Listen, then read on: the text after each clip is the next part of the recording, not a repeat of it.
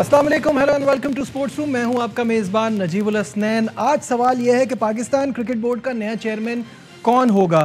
वज़ीर आज़म शहबाज शरीफ ने नजम सेठी को नामज़द कर दिया है। बैन सूबाई राब्ते की वजारत पीपल्स पार्टी के पास है, वो ज़का अशरफ के नाम पर हैं और वो चाहते हैं कि वही ये ओहदा संभालें। तफसीलात क्या है आपको सबसे पहले दिखाते हैं ये रिपोर्ट।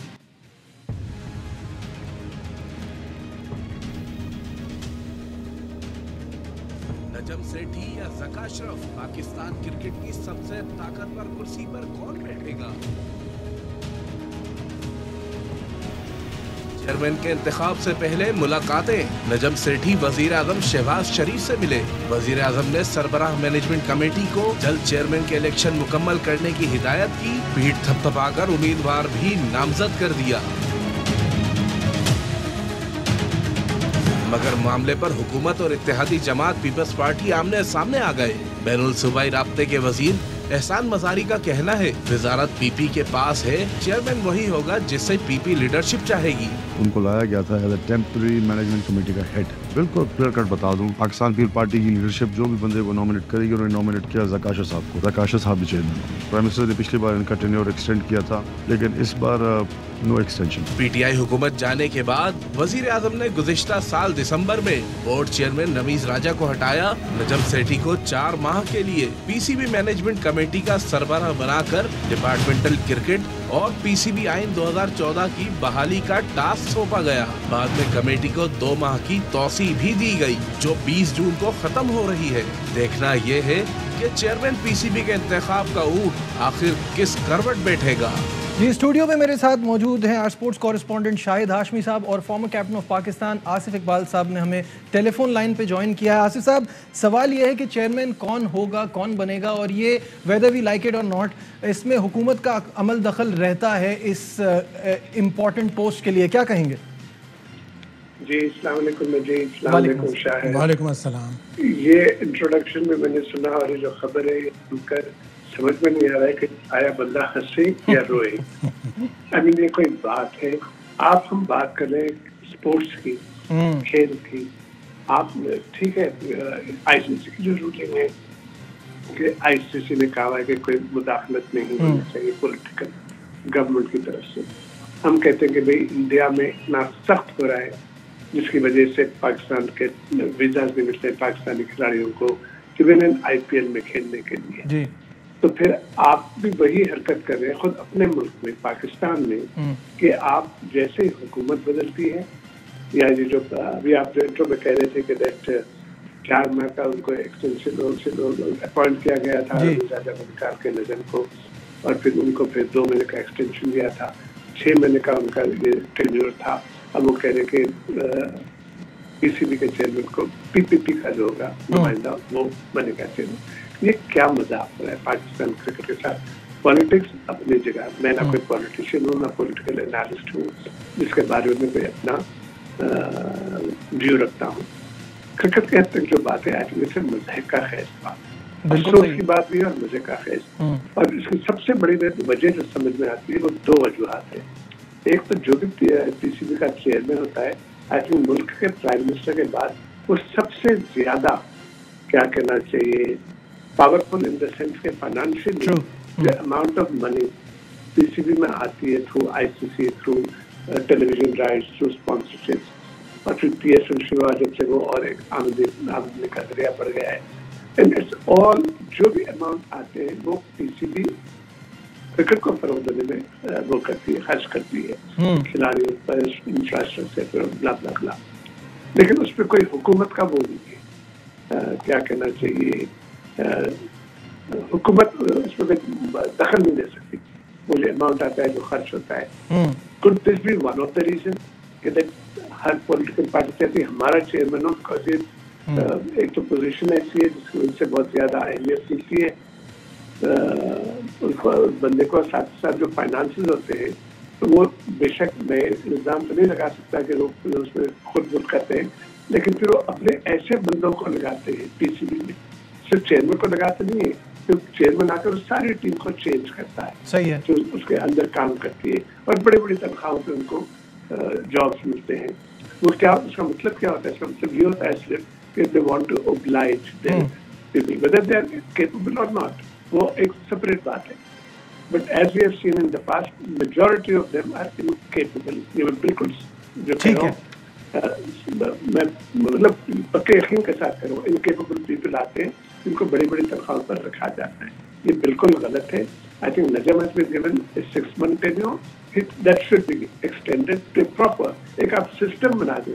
एक सिस्टम बना दें और फिर उसके बाद प्रॉपर प्रोसीजर के साथ हो जो भी है. प्रॉपर प्रोसीजर कम से कम 3 साल मिलने चाहिए. कम से कम 3 साल.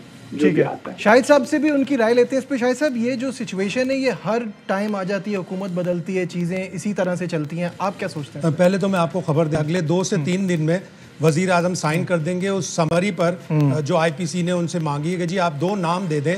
एक नाम मुस्तफ़ा रमदे साहब का होगा जो जस्टिस रमदे के बेटे हैं, और एक नाम नजम सेठी का होगा. ये बोर्ड ऑफ गवर्नर्स के में PM के नॉमिनीज हो जाएंगे. और IPC बेकार इस मामले को उछाल रही है. IPC का उसमें कोई इस्तेकाक नहीं है, ना IPC कॉन्स्टिट्यूशन में उनका कोई से है, ना कॉन्स्टिट्यूशन के बाहर उनकी कोई से है. वो सिर्फ एक समरी मूव कर सकते हैं कि डियर प्राइम मिनिस्टर अपने 2 नॉमिनीज हमें बता दें ताकि हम वो PCB को भेज दें. उनका एक काम पोस्ट मास्टर के टाइप का है.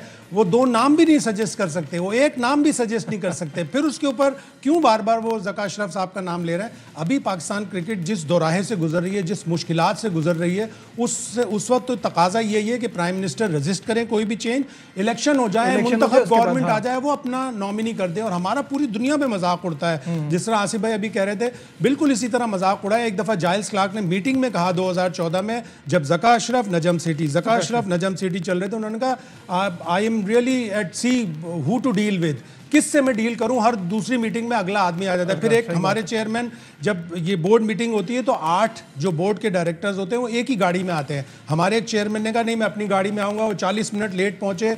जाइल्स क्लार्क जो बहुत ही ठर्रा सा आदमी है, उसने उनका 40 मिनट बाद आने पर इस कदर नागवारी से उसने कहा, और दूसरे लोग हंस रहे थे. तो हम अपने आप को लॉफिंग स्टॉक बनाते हैं, मजाक बनाते हैं. IPC का इसमें कोई किरदार नहीं है. अगले 2 से 3 दिन में वजीर आजम साइन कर देंगे, बोर्ड ऑफ गवर्नर्स तय हो जाएगा, और फिर नजम सेठी जाहिर इलेक्ट हो जाएंगे. एक ये बात भी चल रही है कि क्या ये तो नहीं होगा कि नजम सेठी चेयरमैन PCB रहें और ज़का अशरफ को ऐसा कुछ PSL बिल्कुल इलॉजिकल बात है. और थोड़ा सा इंतजार कर लें, मुंतखब गवर्नमेंट आ जाएगी, और जो जिस तरह सुन रहे हैं, जिस तरह फेवरेट लग रही है, अगर तो पीपल्स पार्टी की गवर्नमेंट बन गई या जो भी गवर्नमेंट बन गई, तो फिर ज़का अशरफ आ जाएंगे, वो अपना आदमी ले आए. और पाकिस्तान में तो ये होता रहा है. और अभी इस वक्त हम इतने डेलिकेट इश्यूज एशिया कप से, वर्ल्ड कप से डील कर रहे हैं, तो अगर हम मुस्तकिल चेंज होती रहेगी तो ये बिल्कुल गलत होगा पाकिस्तान. तो ऐसा ही है आसिफ साहब, ये सिचुएशन तो इसी तरह चलेगी. Your final thoughts on this?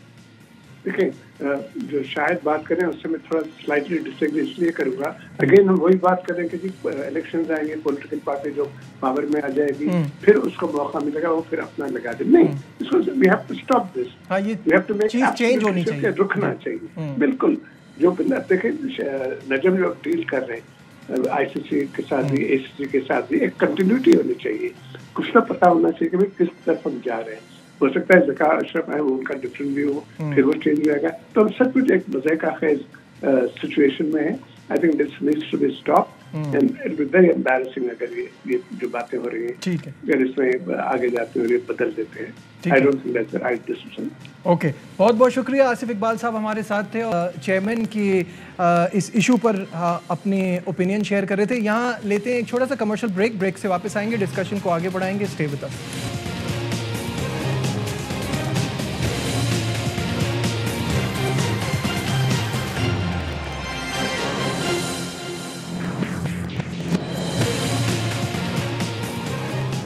Glad to have you back once again to Sports Room. और स्पोर्ट्स रूम में अब हम बात करेंगे वर्ल्ड टेस्ट चैंपियनशिप के फाइनल के हवाले से, जिसमें ऑस्ट्रेलिया ने 209 रन से शिकस्त दी भारत को.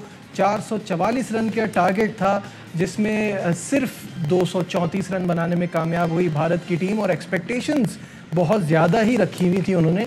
अब तो शाहिद साहब, कल क्योंकि हम इस बारे में बात नहीं कर पाए थे, जो स्टेटमेंट्स आ रहे हैं हारने के बाद वो बड़े अजीब से हैं कि मैच जो हैं वो 3 होने चाहिए थे.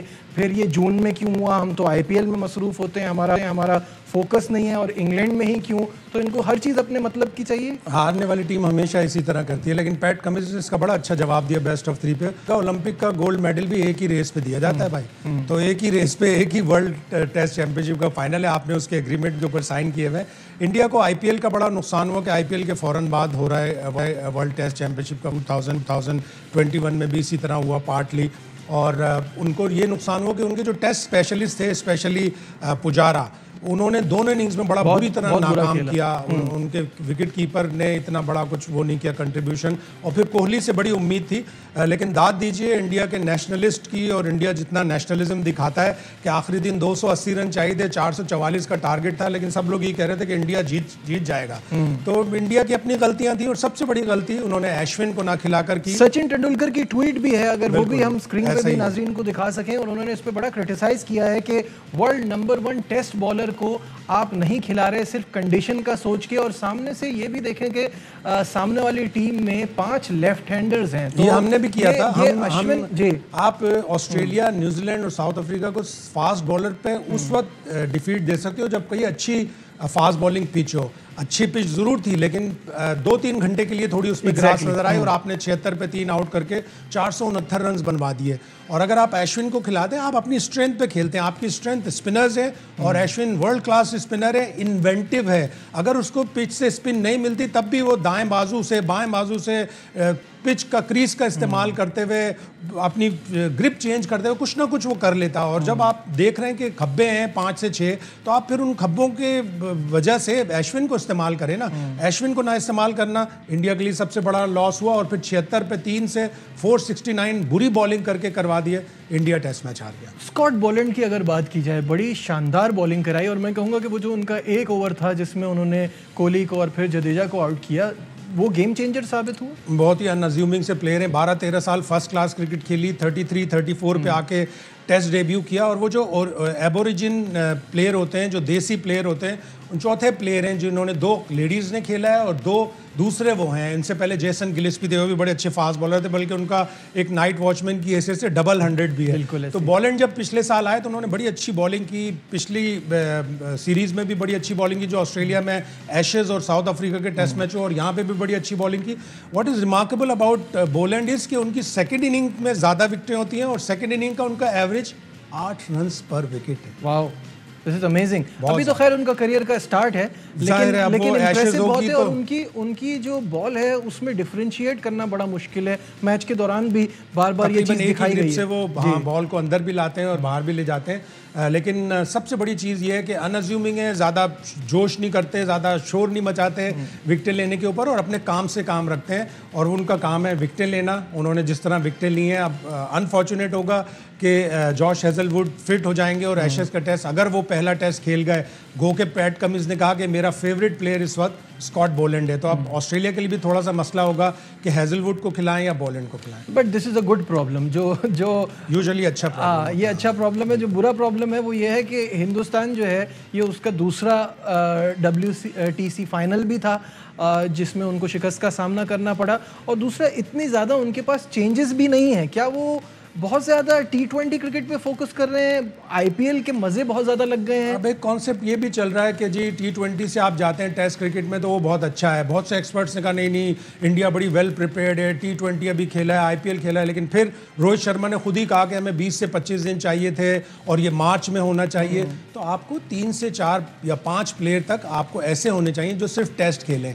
शुभमान गिल वो टेस्ट मैच खेल रहे हैं तो IPL भी खेलते हैं, रोहित शर्मा खेल रहे हैं, फिर उसके बाद इस दफ़ा रहाणे ने भी IPL खेला थोड़े अरसे के गैप के बाद, हालांकि दोनों इनिंग में उनका बड़ा अच्छा स्कोर है, लेकिन आपको 2 से 3 बैट्समैन ऐसे प्योर रखने पड़ेंगे कि जो सिर्फ टेस्ट मैच खेलें। अच्छा, बिल्कुल हम प्रोग्राम के एंड की तरफ जा रहे हैं। हम इंडिया पे तो क्रिटिसिज्म कर रहे हैं, where do you see Pakistan in test cricket, और क्या कुछ रिसेंट टाइम्स में हम भी WTC फाइनल खेलने की पोजीशन में आ सकते हैं? इस बार तो हमारे पास मौका भी था, हमारे बड़ा अच्छा मौका था, लेकिन हमने 7th फिनिश किया। इससे पहले हमने 5th फिनिश किया था, और इस दफ़ा भी हमारे जो अवे टूर्स हैं, सबसे स्ट्रॉन्ग और सबसे डिफ़िकल्ट टूर हमारा ऑस्ट्रेलिया का होगा। अगर हम वहाँ कुछ अच्छी परफॉर्मेंस दे दें, हारें ना, सीरीज बराबर कर दें, एटलीस्ट सीरीज बराबर कर लें तो हमारे अच्छे पॉइंट्स होंगे। लेकिन मुझे अजीब सी हैरानी हो रही है कि अब स्पिन कैंप लगा हुआ है, सख्त गर्मी में प्लेयरों को मुसीबत में डाला गया है। यही कैंप अगर सुबह 6 साढ़े 6 बजे शुरू करें और 10 बजे तक प्रैक्टिस करें तो आपको दिन में बट क्या गर्मी आपको नहीं लगता कि श्रीलंका खेलने के लिए शायद गर्मी की भी आदत डाली जा रही है? इतनी भी गर्मी नहीं होगी आदत है। और दूसरे मुझे सबसे बड़ी हैरानी है कि हम यासिर शाह को बिल्कुल ही भूल गए, दूध में मक्खी की तरह से हमने उसको निकाल के फेंक दिया। उसकी अगर फिटनेस प्रॉब्लम है तो 1 साल में फिटनेस अगर अटेंड नहीं कर सका, उसको एनसीए बुलाकर किसी ने फिट नहीं किया, सिलेक्शन कमेटी उसके नाम पे गौर नहीं कर रही, तो मेरे लिए बड़ा हैरानकुन है। इसलिए कि हमें अभी तक यासिर शाह का अच्छा रिप्लेसमेंट नहीं मिला। ठीक है, बहुत बहुत शुक्रिया शाहिद हाशमी साहब हमारे सामने थे और काफ़ी सारी चीज़ों पर बातचीत हुई। आज के प्रोग्राम में बस इतना ही। दीजिए अपने मेज़बान नजीबुल हसनैन को इजाज़त। अपना बहुत ख्याल रखिए। अल्लाह हाफ़िज़।